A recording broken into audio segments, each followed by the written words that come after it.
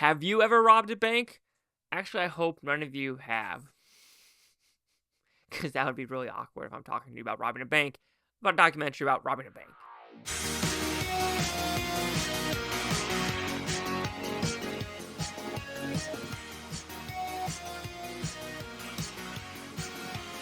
Chase Lehocky with the Blue Futon reviewing How to Rob a Bank. What is about pretty simple premise. This is Netflix's new documentary.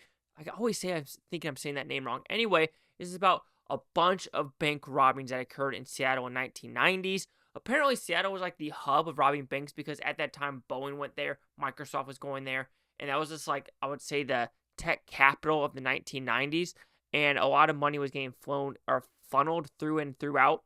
It reminds me of like almost Cocaine Bear. I want to say it started in Seattle as well, but I could be completely wrong. But anyway, this talks about one character of him robbing, I want to say 19 total banks, and the FBI and Seattle PD trying to figure out who done it.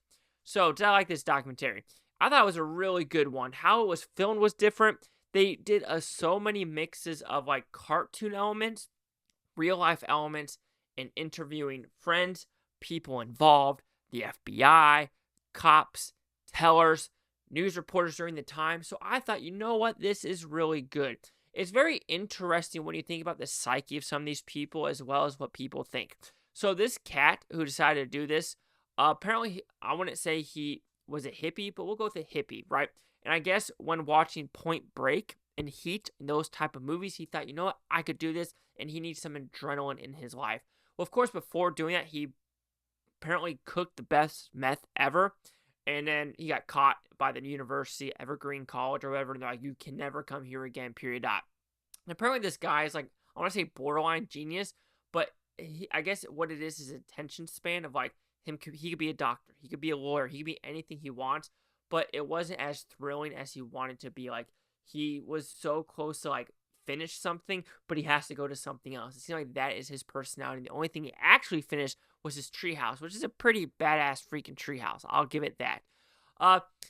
So you get a lot of different perspectives in this show, and I really dug that of how these robberies were occurring, what the bank robbers were actually doing, what these tellers were doing, how this Hollywood guy, or he was deemed Hollywood because of all the face masks and he was the disguises of doing it. Instead of doing like the whole Point Break, having a Ronald Reagan mask or things like that, it's just more of like, you know what?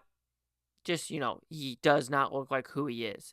So it is a breezy hour-and-a-half movie that, like I said, does interviews, does cartoon elements. You're thinking cartoon elements. It's more of like a comic book, and I really dug why they did that because it is something different. Because, of course, the main guy, if you know it, died.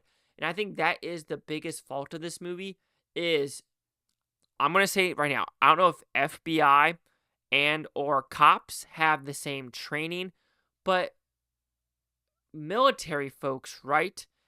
They are trained to, not kill unless you're in wartime situations, right? And even if you kill in wartime situations, you do sometimes get a medal or sometimes you get reprimanded, Article 15, things like that, unlawful. It feels like cops and maybe FBI people, they don't have the trigger training of stopping, right? So there's two moments. And the first moment is when they're about to get caught and they just unload in this van. And you're just thinking, do you not fucking care about bystanders? Like, at a point, like, you're in a fucking neighborhood. Like, calm down. And this is not the FBI at this point. This is the Seattle PD. And then they go to this trailer, right? This almost reminds me of Patriots Day with the kid being in the boat, but in the trailer, right? So in this one, there's one gunshot, right? Because he's killing himself. 76 bullets into this fucking trailer. Trigger control. It's one shot. You don't know where the shot's coming from. You just randomly shoot 76 fucking times. And like I said, you're in a neighborhood. Or some guy's trailer. You don't care about stray bullets flying around. And even the FBI. And here's the other thing, right? So they're robbing the banks. I hate to say it's 19 banks. They've never hurt anyone. Yes, there is trauma of them saying stuff. Or maybe a stun gun. But no one died. There is no physical harm to any of these bank robbers. And I think the FBI guy said it right. Would he have shot the weapon? No, because there have been plenty of times. So like at this point, they were about to get caught. Just meet them somewhere and arrest them. There is no need to unload. So at a point, there needs to be better training to not just fucking unload. Because if it's 76 shots, I'm going to say there's probably each officer unloaded their gun, maybe reloaded and did a couple more. That's just stupid. For a bank robber, yes, he might have done $2.5 million. At the time, might be a big, but it's not that much right now. But he never killed anyone. So at a point, trigger control. Anyway, How to Rob a Bank is an interesting documentary.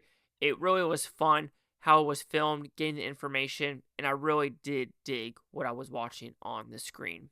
So How to Rob a Bank will receive a 4.5 out of 5 with Futons, which equals at 90%. So let's see the Critics News scores gave this one. So Critics at 100% with 8 of them. Audience score is 76% with fewer than 50, and we got no critic consensus.